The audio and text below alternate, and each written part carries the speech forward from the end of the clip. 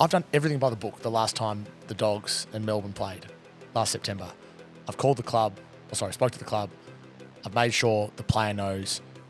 And I still got a spray from the coach. I got wind of something about 2 weeks earlier on the golf course, but it took me about 3 or 4 hours that afternoon to get it. And by whatever time it was, 6:30 or 7 p.m. that night, I did the story, and then I sat there, and my wife, Bridget, was in Perth for work. So I was sitting at home by myself, and I was like, okay, here we go. And my phone just started lit up, like people that even like makes me messaging. sick. Yeah. Like, here we go. Like, whoa, like, what's going on? Is this right? Then I turn on the TV, and Jared Waitley's on AFL 360 saying we can confirm that Tom Morris's story is correct.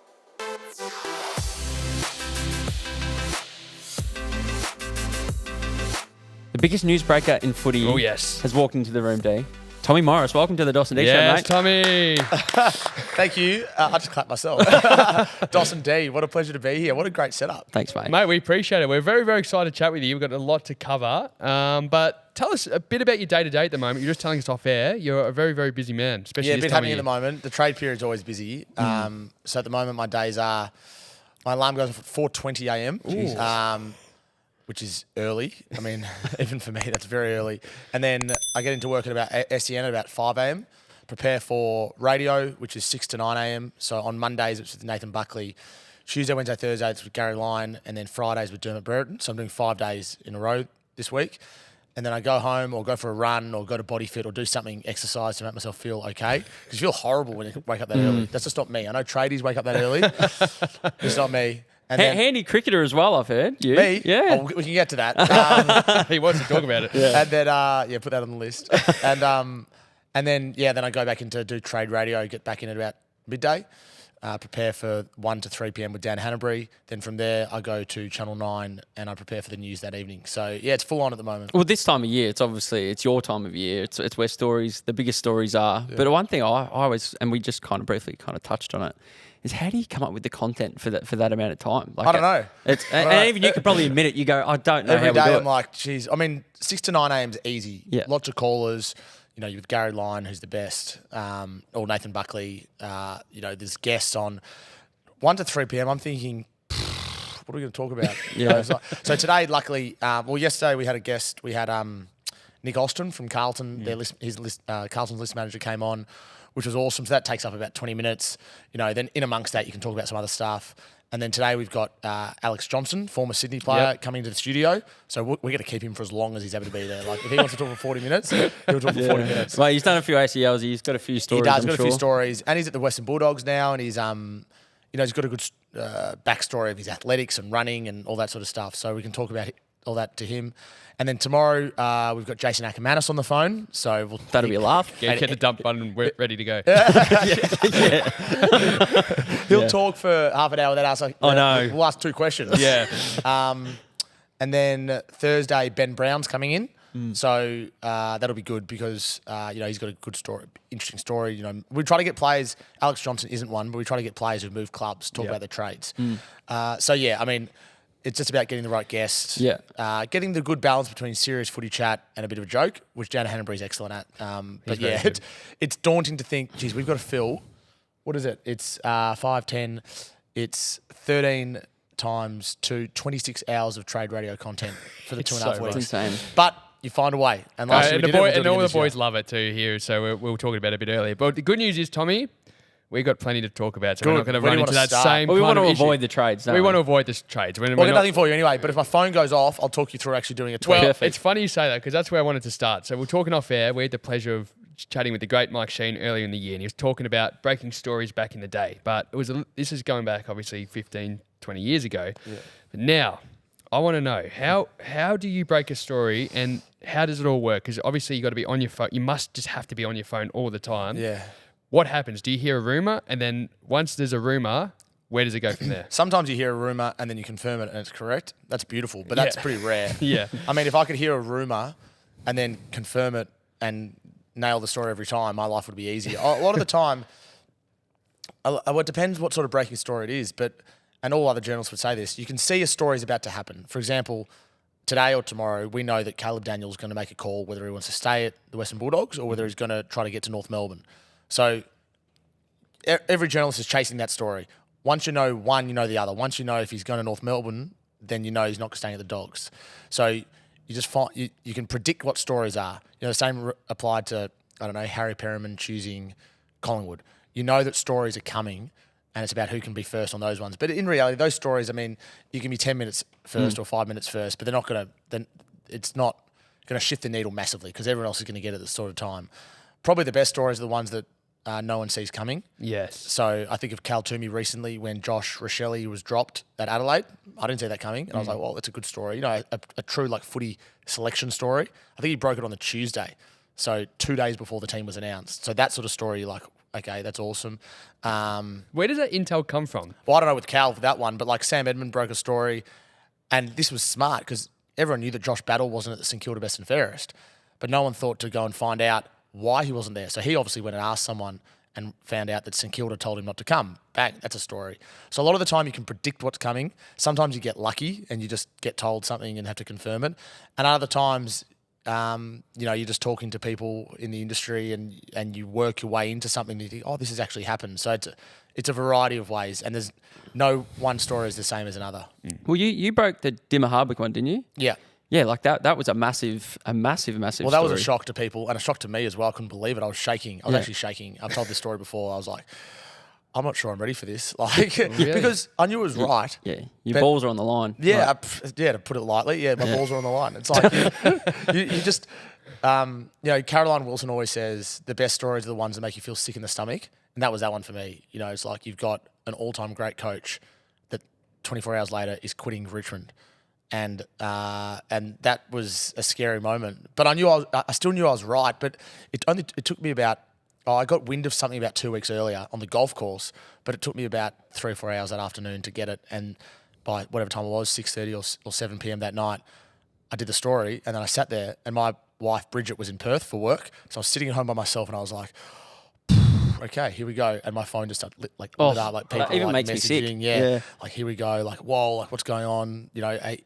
Is this right? Then I turn on the TV and Jared Waitley's on AFL 360 saying we can confirm that Tom Morris's story is correct. And I'm like, oh my God. Yes. So that gives you a rush. But it's also daunting because if you get that wrong, you're done. So you've got to make sure you nail every little bit of it. And the thing that people might not know about the Damien Hardwick story is I knew he was quitting categorically. I was about 90% sure that he wouldn't coach that weekend, but I wasn't 100% sure. So if I'd said he's quitting and he's coaching that weekend or not coaching that weekend and got that wrong, people go, oh, he got the story, but he got this little bit wrong. So in the article, I wrote, Damien Hardwick will tomorrow quit Richmond. It's unclear whether he'll have a farewell game this weekend, even though I was pretty sure he wouldn't, but he couldn't change his mind.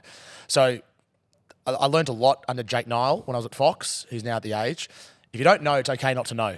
So the story is that he's quitting. Everything below that is secondary. So that's the sort of stuff you learn the longer you're in the industry.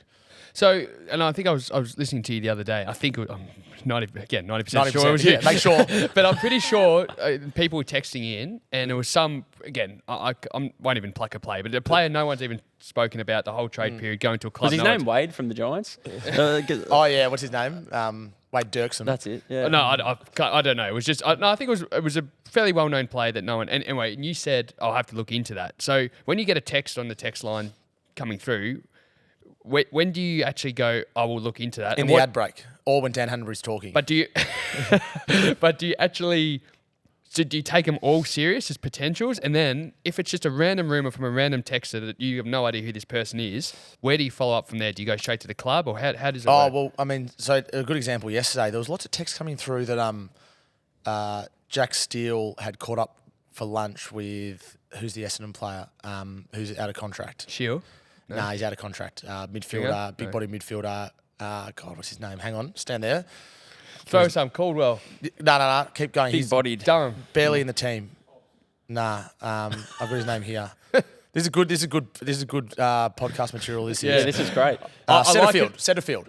Yeah, I wouldn't have got that. Anyway, so this is actually what happened because Jack Steele, Setterfield get lunch. I'm thinking he might be going to St Kilda. Yep. And then all these text messages come through saying Setterfield's getting lunch with Jack Steele. And I'm thinking, this is suspect because there's no way this many people have seen Jack Steele and Setterfield getting lunch. Yeah. So clearly someone's put it in a WhatsApp group or a forum or some sort of Saint Snuffy blog where everyone is then texting it in. So I just texted this guy that I know that knows Setterfield and say, can you just check that Setterfield didn't get lunch or did get lunch with Steele? And he came back like 20 minutes later. He's like, nah.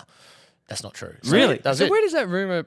Someone I just don't know. makes it up. Who knows? Like, It's a lookalike or something. yeah, look alike. You just never know. You know, I got wind in it was about probably August. Oh, when was it? It was about August or September that Christian Petrarca had caught up with Damien Hardwick on the Gold Coast at a cafe that shuts at 3 p.m. and they'd gone in there and they caught up at 4 p.m. after it shut. And I was like, oof, that's juicy. Because this is after the, Sounds the whole quite legit reporting. too. Anyway, it turns out it was Christian Petrarca's brother, Julian. Oh, yeah. Who's a player manager, and they sort of look similar. Yeah.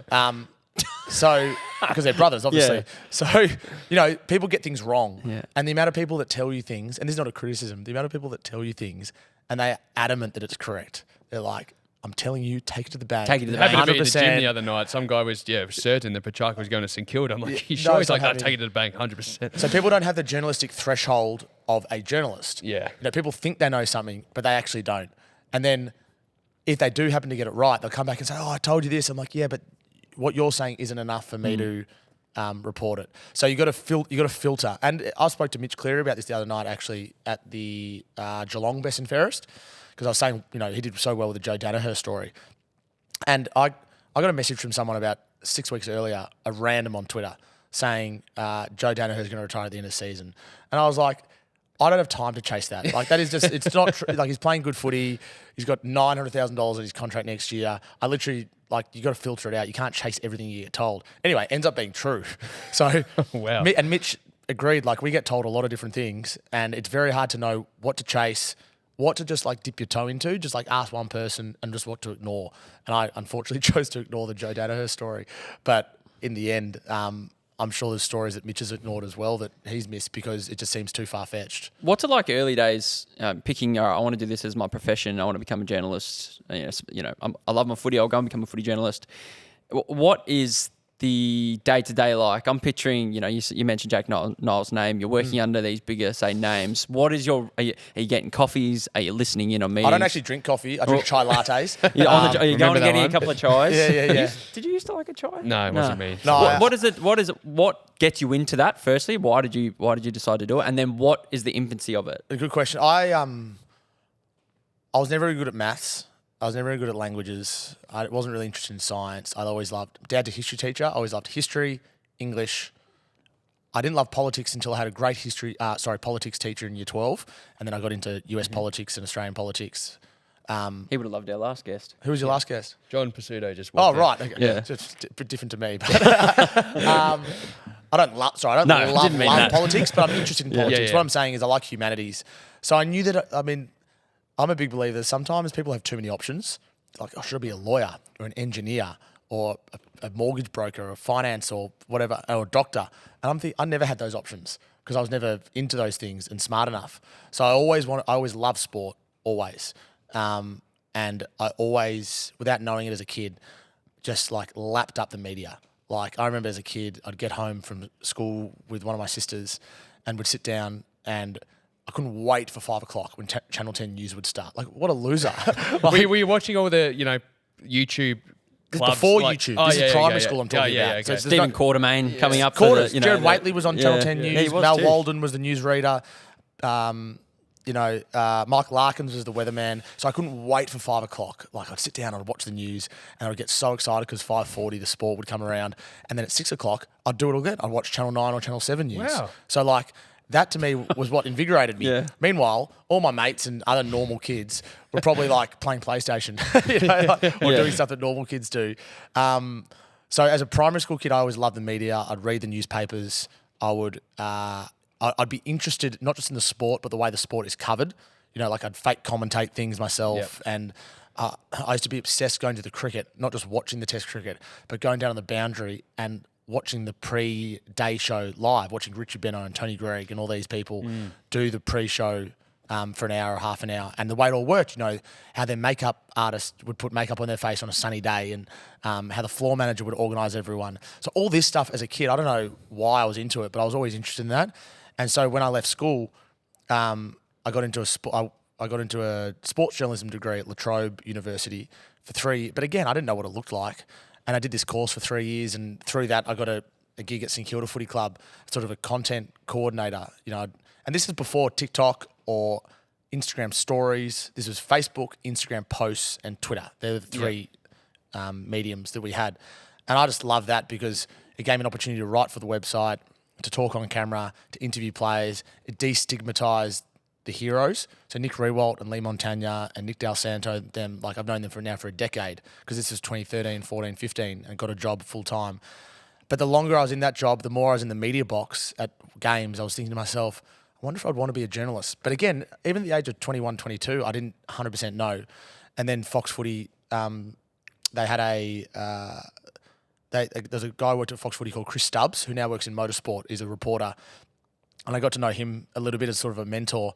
And he said to me, how would you like to write for the Fox Footy website? And I didn't know that Fox Footy had a website. At the time, they were just starting it.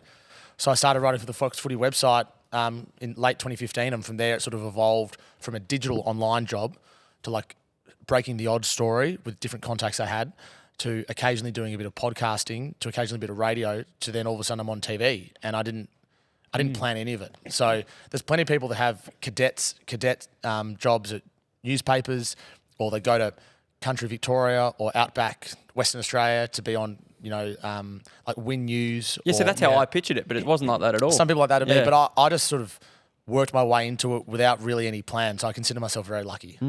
It's funny you mentioned though 2013, 14, 15 at Saints games. I'm a Saints fan, so and that was my peak nuff. Bad luck about that. Yeah. So Cameron Shenton and Josh Saunders and Sam Donnell and all those. All those boys. Yeah, I can name the whole list. We had Darren Minchington. Darren Minchington. Wow, Lewis that's Pearce. the name. The thing is, Bo Wilkes. Bo Wilkes, Bo Maister, or Bo Wilkes, depending on what part of his career at West Coast of St Kilda. And 80-point losses every week. It was great. Yeah. So 2013 was Scott Waters.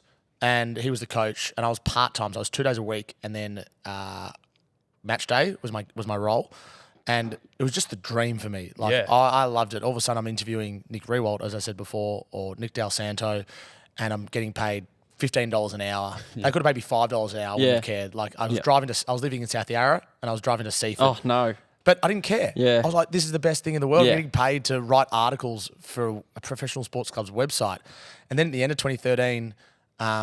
Was when the Saints players lit a dwarf on fire at the at the Mad Monday. Scott Waters got sacked, so it was absolute upheaval at the club, and I was like, oh my God. And then 14, the Saints finished last under Alan Richardson, and 15 it was towards the bottom. So what's happened since then is all those good friendships I made within St Kilda Footy Club, those people have since dispersed around the league.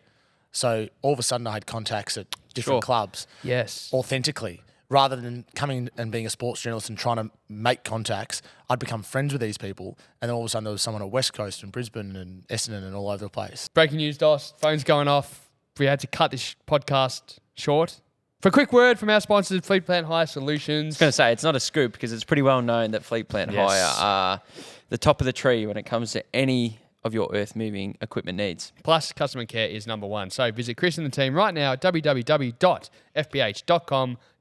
Back to the episode with Tommy Morris. Well, that's a good point. So if you don't have it, let's say there's one club and you've just got absolutely no in there, how do you start forming a relationship that doesn't seem like you're trying to have somebody in that camp that you can... You know, sometimes it's okay to actually do that. Yep. To call someone up at the club, and it's really clear it's a journalist talking to a list manager or a footy boss or a coach or a CEO, and you're not trying to be friends. It's like, so what does that I call can help sound you, like? you can help me. So do you just say, hey, this is Tom Morris, and this is, and you just no bullshit, just straight into... How's your day going? Yeah. Well, no, there's a bit of, but like no one's got time for... No, of course my view not. is like, Of course small talk can seem fake. Yeah. So like, Yeah, I hope you don't mind me definitely. bothering you. I'm chasing this story off the record or as background. Can you help me out? And sometimes they don't answer, which is fine. Sometimes they'll answer and say, can't help you. And sometimes they'll be like, you know what? Happy to help you because you've asked politely and there's no skin off their teeth. So it just depends who you're talking to. So just one quick other one. You just mentioned off the record. So what is that when you say off the record and they agree, what does that mean? That means you can, in my view, in the footy industry, it's probably different in news media or politics, but in the footy industry, that is, you can use the information, you just can't say where it's come from. Okay. But what I would like to think is that if you can't use the information, people would say off the record, you can't use this, or off the record, this is deep background. And in that case, you can't use the information anywhere. But most people know when you're talking to a journalist, they're looking for information. Yeah. But there's also plenty of bits of information that I don't use because people say not to use it. But if I said off the record to you, I'd expect you can go use that information however you want, but just don't use my name. My name is nowhere near it. Gotcha. I always look at working in a footy club. But perception from the outside looking in, I would say, oh well, if a journo is ringing the club, I don't want to let any information out. So why would I say anything?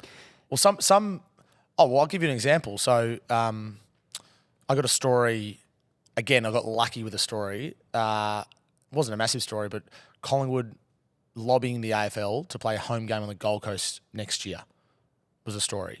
And the idea for Collingwood was that they'd be able to sell a home game up there, so make some money. School holidays, so fans would fly up. Mm-hmm. The players would spend 2 weeks up there because they'd play against Brisbane and Gold Coast in successive weeks. Oh, no, sorry, they'd play against Gold Coast and then another team's, like, say, North Melbourne up there in successive weeks. So the players would get like a summer climate in the middle of the Melbourne winter. And the Queensland government would love it because all these people, Collingwood fans, Collingwood nuffies would come in and... well, they sell out Gold Coast. They sell out Metricon Stadium or whatever the stadium's called these days. So I had this and I called the club and he wouldn't mind me saying now, like I spoke to Craig Kelly, the CEO, and I spoke to Nadine, who's their head of media, who's great. And they were happy to work with me. They're like, look, just give us a day because what they didn't want was me reporting the story before they'd spoken to the local government up there, before they'd spoken to the AFL. So I said, no worries. So we waited 24 hours and I did it on the news. And people go, oh, okay, that's not a bad story. But in reality, it was 24 to 48 hours in the making because they wanted to get all their ducks in a row. Now, if Richmond had said, can you wait 3 hours before reporting Damien Hardwick, I would have said, sorry, guys, I'm going now because we've all got a job to do. So what I trust about Nadine at Collingwood, who's great, is that if I get a story and I go to her and she says, look, just give me 3 hours, that if she then gets another call from a journo or she's going to get hours, she'll call me back and say, look, go with it now because we've got another call. And because she's helping me in that situation. Which is important. Same recently when Jack Darling did a medical at North Melbourne, called North Melbourne, he's doing a medical, confirmed that he was doing a medical, but they said just give us a couple of minutes and if anyone else calls us, we'll let you know. But no one else did, so it was fine. When it comes to... Just wait a second, sorry. Oh, here we go. Here we go. It's not it's Shane Woden, 2,000 Brownlow medals. Yeah. Yep. Name drop for you. I asked him to come on Trade Radio. All good over here, thanks. Happy to jump on. Want to do tomorrow, so that's 10 to 12 hour time. Perfect. So just tell him you're on the dos&d show. And that's exactly how the content works, guys. It always finds a way. Well, because he went from Melbourne to Collingwood, and it broke my heart as a kid. Yeah. He was my That favourite was player. big. Yeah. Him and Jeff Farmer, my favourite players, and Whiz. they both moved clubs, which killed me. So I'll be replying to Wowie after this. What's the competitive nature between like you guys in the journalist industry? So I say it's who? Give me some names. Well, you mentioned Mitch Cleary, right? Mitch and is great. You sound like your mates. I don't know if you are or not. I don't know who broke the Christian Petrarca story, right? That was me. Was that you? As the example, you're all fighting for that same story. You know that they know they're both. Nothing's been confirmed yet. It's just murmurs. But everyone's talking about it. I don't know how much he knew with that. So I always say to Mitch, and Mitch agrees. We sat next to each other at the Copeland Trophy the other night at Collingwood. We get along very well, and he's great at what he does. Like, if I'm near a story, if we're all chasing it, and I miss it, I'm annoyed clearly because you're so close and you. But are you happy if he gets it? Are you happy for him that he got it? Not if I'm also chasing it. Yeah, that's what I'm asking. Yeah. But if I'm not if I'm nowhere near it. Yeah. Like he did a story about Adelaide asked the question about Paddy Dangerfield. I was nowhere near it. I said, great story. Like, well done. He did a story Joe Danaher. I said, well done, because I didn't chase that. Yeah. But you're only annoyed if you put time into it and you miss it. But if you're nowhere near the story and someone else gets it, I say fair play. And I'm happy to see him succeed. He's excellent. Sam Edmonds the same. Cal, Riley and Josh Gablich at AFL.com are awesome as well. So. Yeah. Well, can I ask you a dumb question then? So No why such is thing it... as a dumb question, mate. Well, then what? So there's obviously this big, not stigma, but there's this. Obviously, you want to be the first person to break. You want to be the person. There's a bit of negativity around it. It's a Channel 7 story or a Channel 9 story or a Fox story. But by the time the news comes on at 6 o'clock, the whole world typically knows that. So why is there such a rush? What's the gain for Channel 9 or for you, for example, to say that you've broken the story, not you're just reporting on it? Yeah, it's a good question. I think what you'd find is if you build up a reputation of being first with news, that people are more likely to tune in or read or watch. Okay. So in other words, they can sell advertising, they can make money. Yeah, that's exactly right. Okay. Like if you happen to have a radio show, and that radio show is known for breaking news daily or weekly, whatever it is, people are more likely to tune in and go, what have they got here? Rather than another radio show that never breaks news and you just know you're not going to miss out on anything. Gotcha. But it's pretty rare. Like there's not many stories that hold for the news. Like if I got a trade story now, if I got Paddy Dangerfield being traded to the Fremantle at the moment, I'd be saying, sorry guys, I'm tweeting this right now. Yeah. You know, I'm not waiting for the news. Yep. But I'd say tune in at 6 p.m. for the latest. Gotcha. I've tried to hold a couple of stories this year and I've stuffed it up. Like I should have tweeted that Mac Andrew has signed a $12 million deal over 9 years, but I held it. And by the time I was on the Sport that night, it was sort of semi out there. So you ideally hold everything, but you can't hold everything, especially those sorts of stories. They get out elsewhere. So you work for Channel 9. You also work for SEN. Yeah. How does I know we talk about players' contracts. How does your contracts and everything work? Are you full-time Channel 9? Yeah, that's it. And then you're part-time SEN? Yeah, that's right. Okay. Yeah, full-time Channel 9, so I get paid a yearly salary. Yep. Despite what some people think, you don't get paid per clicks. You don't get paid per stories or anything like that. That's just a myth. But and then I get paid per appearance at SEN. Okay, so this makes sense because I was going to ask you about. I remember listening, and Kane had a massive go at you because you broke a story. Oh yeah, do you remember that with the tweet on 9? It was only recently, I reckon. It was David Teague when he parted ways with Richmond as assistant coach, and the deal with that. So my full-time employee is 9. So SEN knows makes this. sense. Like my professional loyalty is to Channel 9. And if I get a story, I can't break it on SEN. Like a proper story. I have to break it on 9. And he or wasn't social happy, media. was he? Like social media before SEN because then 9 can retweet. Oh, okay.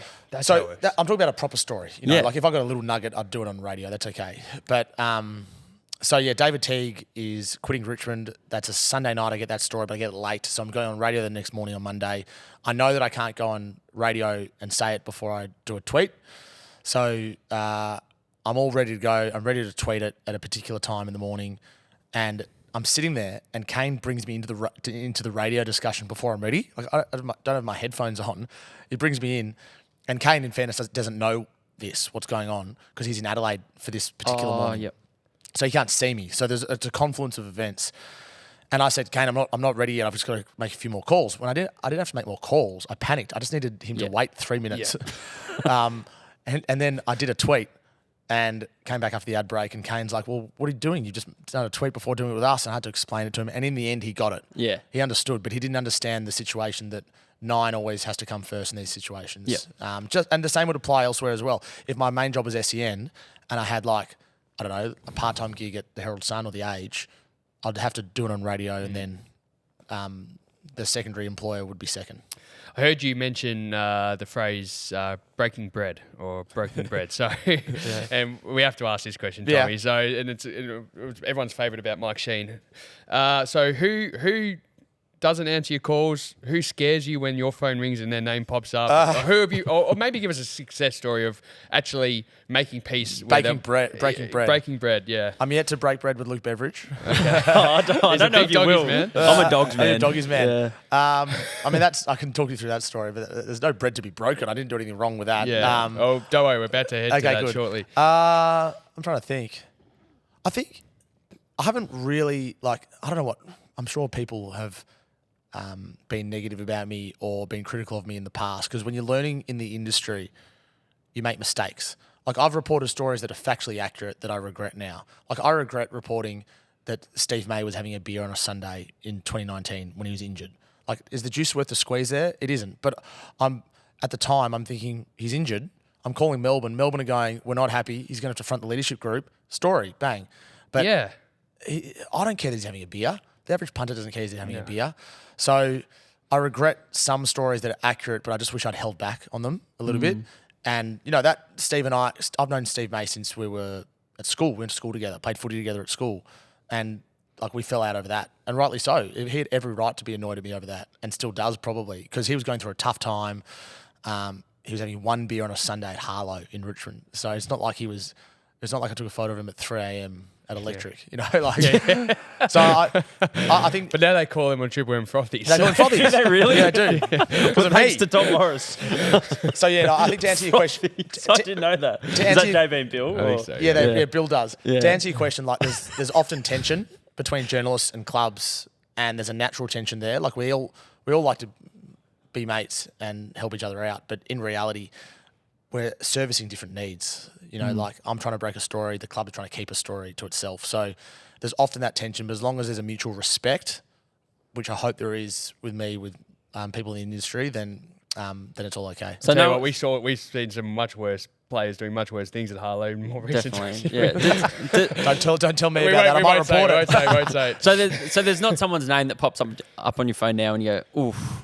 No, not really. No. Yeah. Does anyone scare you? Does anyone? My wife? Yeah. I mean, in the footy world. Is there like... Who did Mike say? Well, Mike talked about Plugger. Oh, yeah. He was... Oh, no, none of that. Nah. Yeah. No, honestly, not, Yeah, that doesn't mean I'm not intimidated by certain people. Yeah. But not in a way that makes me scared. Like, I'll talk to anyone. And I'm also aware that, like, people who know me, I think they're the ones I care about. There's people who don't know me at all that might not like me or for a particular reason, but they don't actually know what I've been through or anything about me. So that I don't lose sleep over those people at all. Do you want to throw to the Bevo? I think, Sammy, so we spoke to Tom, and it was similar with Mike. We had Mike obviously watch the Mark Jack, the famous Mark Jackson video, and Tommy's briefly mentioned the Luke Beveridge scenario. I wouldn't mind watching that. And Tommy, what do you... I want to hear the story. I want to hear a It's live like reaction. Gogglebox. Yeah, this is a Gogglebox vibe. Here it is. Yeah, oh, God. How's the mo? And Dosh was watching this like a hawk that night because it was round one, wasn't it? Yeah, round one. Wednesday night of the season. Yeah, click play. We won't watch the whole thing. The last But few days with a few players, JJ, Martin, Lockie Hunter, in and out of the team. Melbourne was similar as well. Is that just normal round one preparation to, be uncertain, I guess, at how you're going to prepare? You've got the nerve to ask me a question and even be here. So you've been preying on us the last two times. You barracked for Melbourne, Tom Morris. Been preying on us. You've been opening us up, causing turmoil within our football club by declaring our team well before it needs to be declared. Is that the way Fox want you to operate? Yeah, is that what you're doing? Is that the gutter journalist you want to be? No. Is that who you want to be? If you let me answer, right?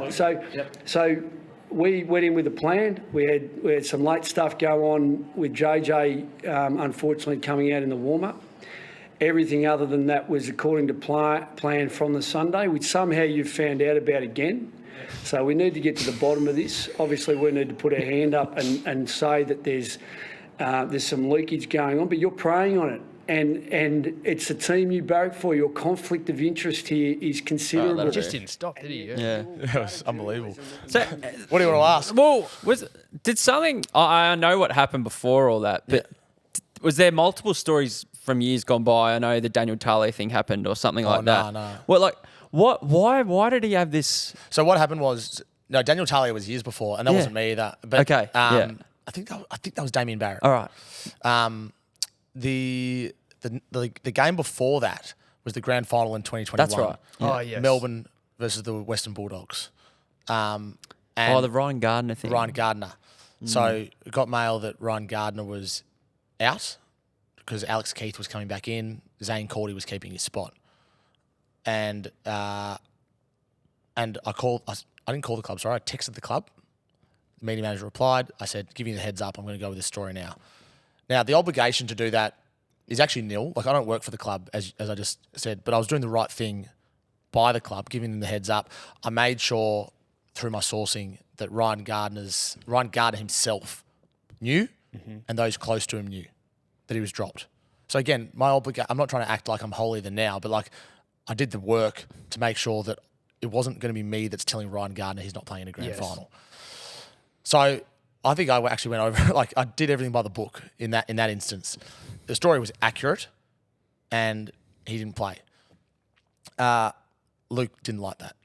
The fact that I'd done that on the Wednesday night in grand final week. And he called me and asked for my source, and he asked for my source, and I wouldn't tell him, and he reacted pretty strongly to that, which is fine. Like I didn't. It's grand final week. It's a stressful time. The story's accurate. We move on. But the next game the Dogs play, which also happens to be against Melbourne, which is the club I supported as a kid, I got a story completely separate that Lockie Hunter was out. Now, I thought to myself, this is the Monday night. I thought, I've done everything by the book the last time the Dogs and Melbourne played, last September. I've called the club, spoke to the club. I've made sure the player knows my obligation, and I still got a spray from the coach. So I thought, stuff it. I'm just going to report it. I know it's right. I don't need to speak to the club. So he was accurate what he said later on, that I didn't give the club the heads up. But the reason I didn't give the club the heads up is because I did the time before and I still got a spray. So, like, why would I do that if that's going to be the reaction? And the story was right. Lockie Hunter was out, and then obviously a few late changes ended up coming in. Me supporting Melbourne, as has been explained to Luke since, and he accepted, is absurd, because I'm a lukewarm Melbourne supporter. Like I was as a kid. I used to love Melbourne. But I really, like, if Melbourne's playing, I want them to win, but it doesn't ruin my weekend. I don't watch every Melbourne game. I don't support them as a fan, really. Like I only would really probably care if they were playing in a final or late in the season. But even then, like, when you work in the industry, I worked at 3 years at St Kilda Footy Club, you lose, unfortunately, you just lose that, like, love and that passion for one club. Yeah. So that element of that is absurd. Like, I'm not, and also what needs to be remembered is in the prelim final in 2021, I reported that Joel Smith had done a hammy and Michael Hibberd would come in before the Ds released their team. So I'd done it on Melbourne the week before. Yeah. And if, it's every journalist's job to find out selection information. Like, to me, selection stories, as I told you before with Josh Rochelle and Cal Toomey, that's just like meat and potatoes. Yeah. Like, that is a footy story. Like, that is not deeply personal. That is not overstepping the mark. If you find out a selection story, especially in grand final week, then it's a legitimate story. So I was sitting in that press conference going, oof, okay, this is heated up a little bit here. and it went nuts. Like, my phone went crazy. Like, it was amazing. So, but I've done, as I've explained to you before, I've done things in the media that I regret. Like the stories that I've reported sometimes, and I look back and I go, geez, I would have my time again. But there's none of that I'd have my time again. Like, I did everything by the book. People say, all we want is accuracy. All we want is consistency. And you give them accuracy and consistency, and they're still not happy. Yeah. So it was the same. I said this to Mitch Cleary last week, because he did the Joe Danaher story the night before the grand final. People were going, oh, this is disrespectful. It's like, no one's died here. This is a footy story. He's considering retirement. Like, that's what it is. If he doesn't want that out, he shouldn't be telling people. Don't blame the journalists for that. I'm a big believer in that. We get very sensitive around issues that are essentially just footy issues. Yeah. Don't get me wrong, if a player had mental health issues or a deep family or personal issue, not touching it. But a player retiring or a selection story, that is like run-of-the-mill stuff. And I think most straight-thinking, clear-thinking people in the footy industry would understand that. You spoken to him since that? No. I've got no issues.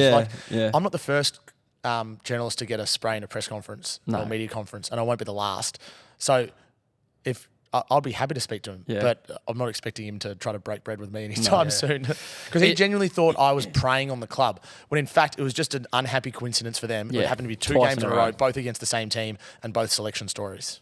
It's interesting, and even just saying, like, and we put our hand up, we've made mistakes even doing this. Like, we've sometimes probably, mainly when it's just the two of us, we might have said things that are probably untasteful, like not tasteful, and crossed the line. We've had to apologize, like we've done that, and most people have. But a lot of people that come in here and have shared their stories, there's times where there's been a bump in the road, something's gone wrong in their career, but they end up saying, I'm so thankful that happened because... Yeah. So I want to ask, obviously, you were stood down. Now, upon reflection, obviously not what occurred during it, but are you I don't know, are you grateful for that you were brought down a peg? And I think so. I mean, the whole situation of being sacked from Fox was net negative, clearly, because I hurt so many people, in particular my colleague at Fox, who I worked with a lot. So the situation was terrible for my family, for people close to me, for friends, for anyone that was deeply hurt by what happened. But in amongst these negatives, there were some positives. Like, I think I'm a better person now than I was before. I think I'm more empathetic. I've got more gratitude about having a job in this industry. I think I'm more balanced. But, the whole situation was terrible. So I'm never going to say it was a positive, but I've learned a lot from it, which I think is important.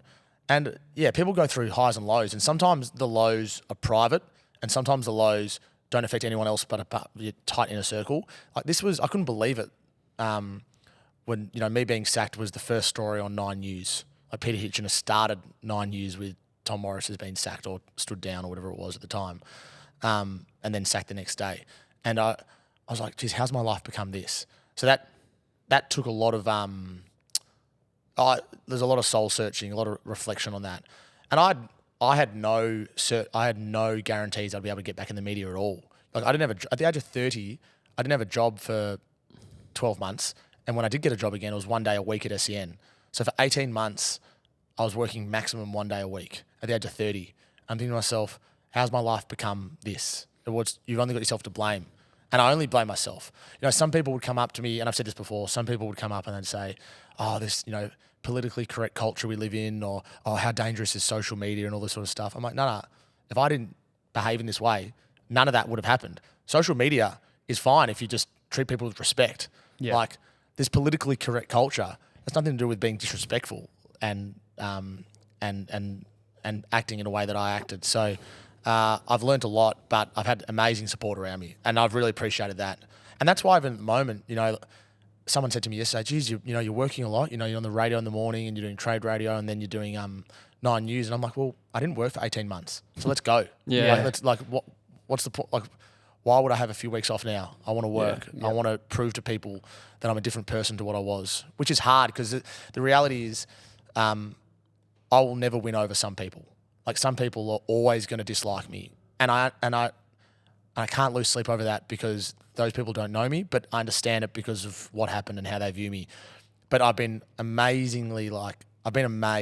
how many people were completely off me in the media, understandably. That if they didn't hate me, they disliked me or they didn't respect me, and they've given me a second chance. And those people, they're incredible. And there's journalists in that, there's producers. I know when I started at Channel 9, there were people who were really unhappy about me getting a gig at 9. So I'm walking into the office and I know that there's people looking at me going, he should not be working here. Yeah. So for them to come around and give me that second chance and talk to me like I'm a normal person and give me the opportunity to show that I'm not the person that I was, I've got great gratitude for that forever. One thing we've talked about is, especially with what we do and how, you know, when you're trying to start something from scratch and people giving up their time to help you, right? So you've come on and helped us and we appreciate it, and it's awesome. We've loved having you here, and it's the same with every other guest. But did you notice through that time people that may have you've helped previously, when you did that, it was like then they didn't know you anymore? Yeah, but I lost no good friends. Yeah. So all my friends, male and female, at work, in my private life, like they all stuck by me. Like I think any rational thinking person would agree that what I did was terrible, and that part of my life when I was talking that way and behaving that way is entirely inappropriate and disrespectful.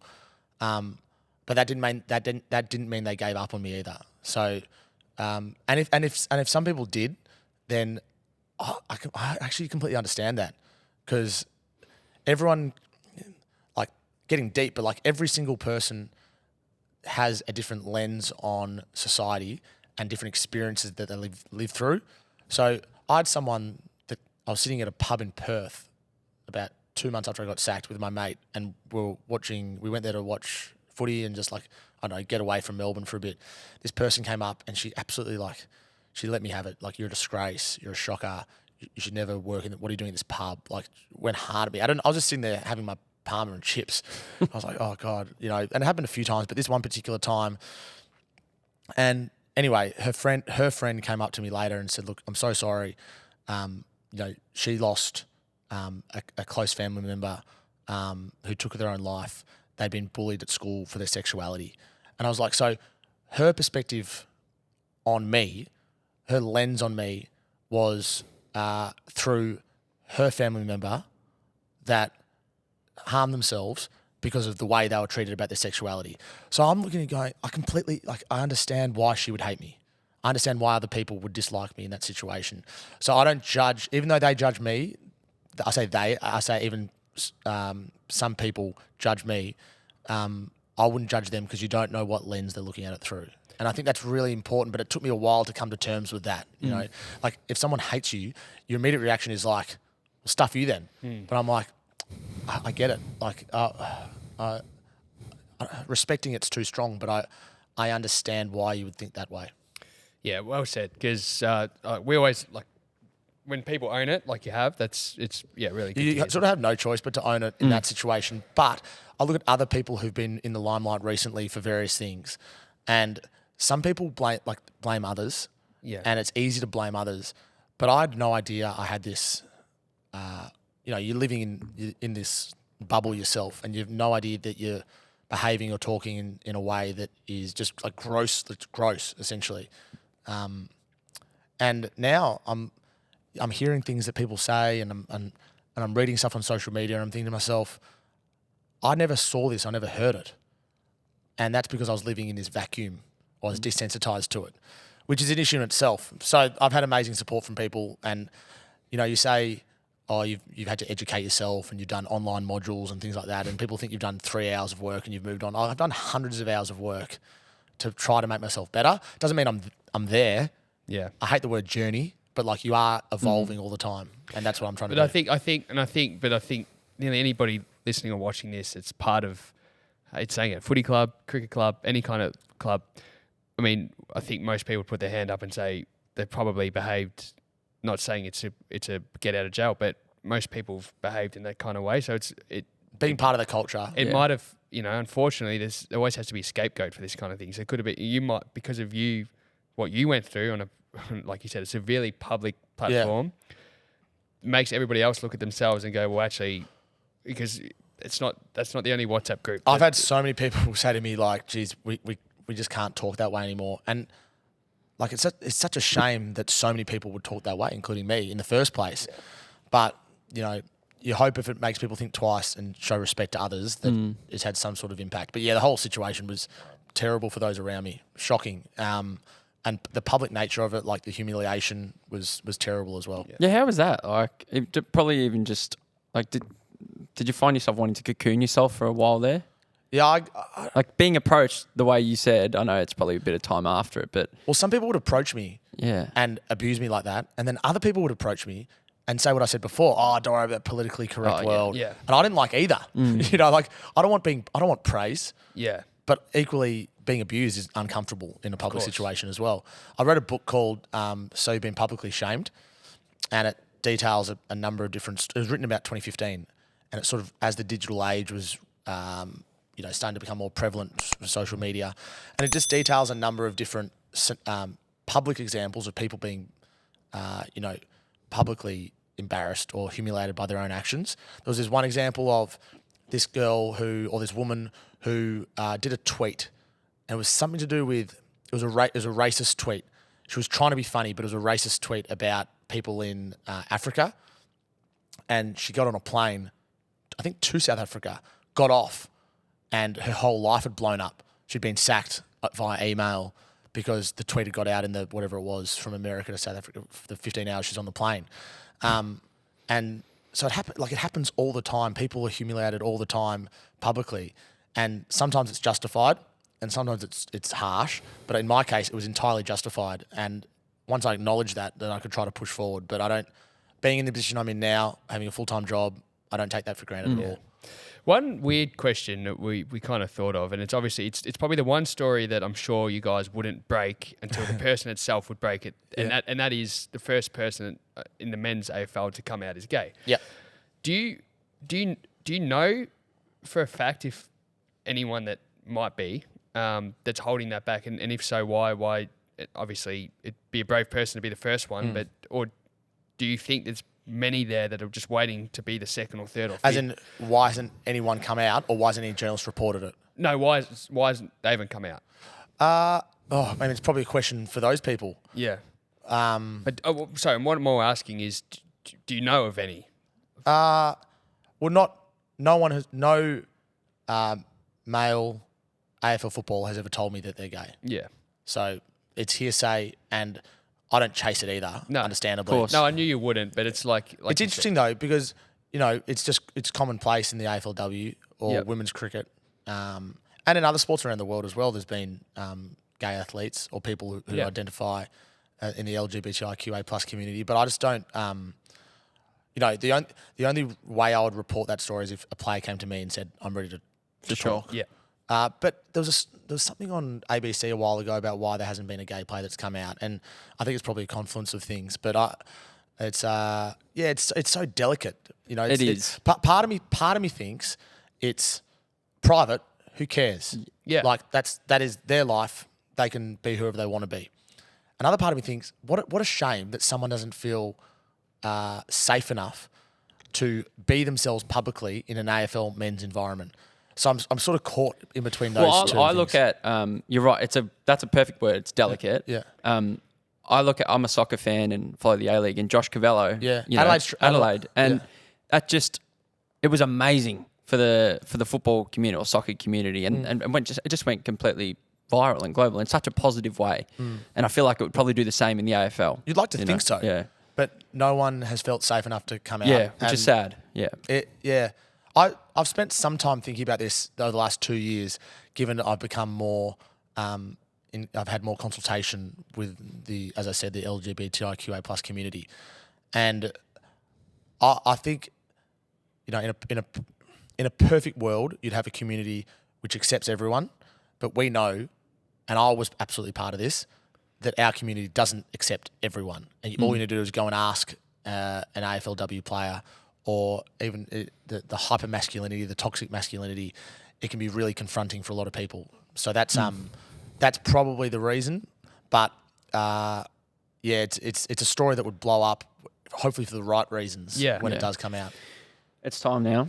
It's time. Well, we're going to change tact a little bit. After we've got a bit deep. I know the Bayford Ford mystery box is coming Tom's way. Why don't you share? Well, you explain. I'll get this up. You explain a little bit about the essentially mystery box the itself. Bayford Ford mystery box. There's a list of funny, quirky little questions, Tommy, that Bayford have thrown in there, and they want to hear your best answers. But firstly, I want you to.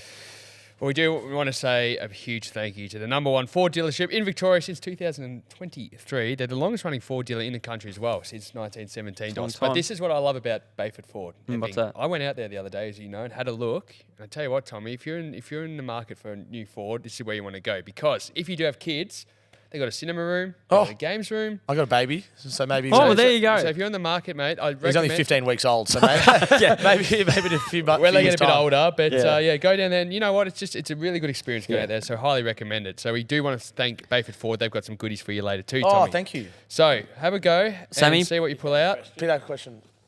Should I be nervous? We could always, if it's no good, we can. So I read it out. Yeah, read it go out. for it. What's something you did as a kid that you secretly enjoy Today. Geez, that's a good question. Can you think of one off the top of your Yeah, head? I got one. Ooh, okay. Eat fairy bread. That is a love good fairy one. bread. I love fairy bread. You see, if I see fairy bread, I'm demolishing that. I love it. Where do you see fairy bread though? Well, very rarely. Kids' parties. Very rarely. Yeah. I have been known to don't say you make it. I have made it in the past. It's terrible for you.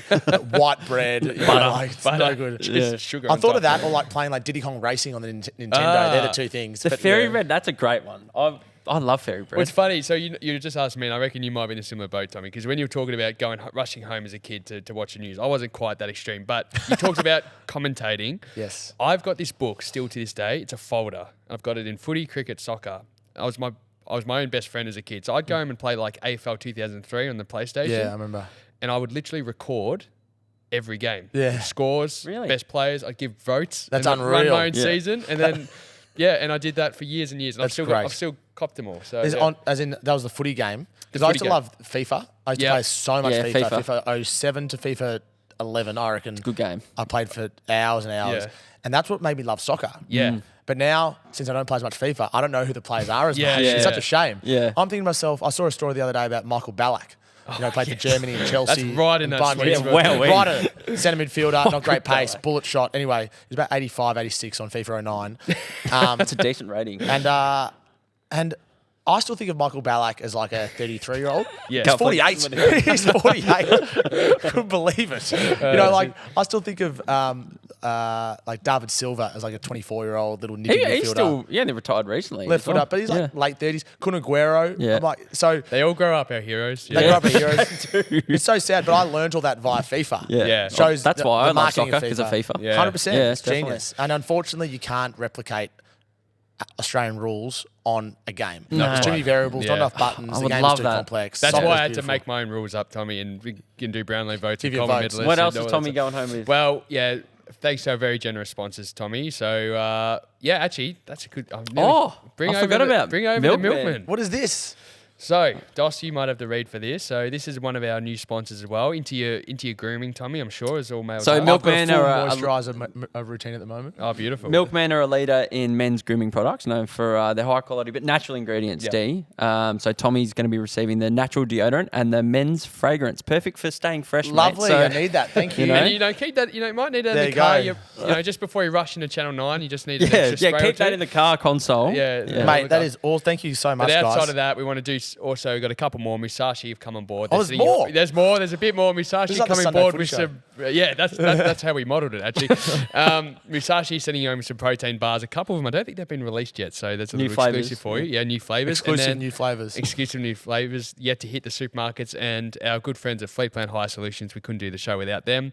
They love their golf, so I love golf. Well, they need balls, tees, gloves, towels, little golf goodie pack for Oh, you, mate. Tommy. Perfect. Thank you so much. I didn't expect anything. No, but I appreciate it. It's, we want to send our guests home with the best. You guys are doing great work, so well done. No, we've loved having you on, mate. Thanks for taking the time in your bloody busy schedule. Yeah. No worries. We know you got to get to trade radio, which is the time of year we all love. We've got to find some things to talk I about. know. Good luck. Talk about Michael Ballack for a while. Michael yeah. Ballack, exactly. I just always think of these players. I'm like, oh, I wonder what rating they'd be on FIFA now if they played. Michael Ballack would be old. I watched. This is off topic. I watched was it a Legends game at Old Trafford recently? So Wayne Rooney was playing. Oh, yeah, he Yeah, scored yeah. that And goal. I couldn't believe how He looks old and shocking. slow these He looks guys look. I remember them being like darts and I like know. running, and they cannot move. Well, anymore. Ronaldo still looks top notch. Yeah. Well, he's still 37 ridiculous. and just absolutely Is, magnificent. is he 37? Is he? Yeah, I think he's 37. ridiculous. Yeah, it's amazing. ridiculous. Anyway, no, thanks so much for having me. You guys are doing a great job, and I appreciate it. Thanks, Thank Tommy. you, Tommy.